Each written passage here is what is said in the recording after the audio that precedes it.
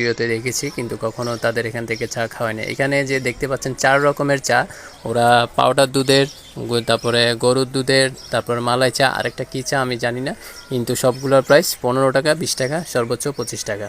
তো এদের সার্ভ করার সিস্টেমটাও সুন্দর। আমি জানি না, এটার নাম সম্ভবত কুলা। এই কুলাতে করে আপনাকে চাটা দিবে, তারপরে সাথে একটা টিস্যু পেপার দিয়ে। তো ওরা যে চা বানায় সেখানেই যে গুঁড়া দুধ দিয়ে বানাচ্ছে, আর পাশে একটা বড় পাতিল আছে, সেখানে অলরেডি দুধ গরম হচ্ছে, সেটা দিয়েও বানায়। আপনি পাউডার দুধ দিয়ে খাবেন না গরুর দুধ দিয়ে খাবেন নাকি মালাই চা খাবেন, আপনি বললে আপনাকে সেভাবে ওরা সার্ভ করবে। আর এখানে এটার প্রাইস তো বলেই দিলাম যে 15 থেকে 20 টাকা। মালাই চাটা সম্ভবত 20 টাকা, আর গরুর দুধ আর পাউডার দুধের যে চাটা সেটা 15 টাকা করে।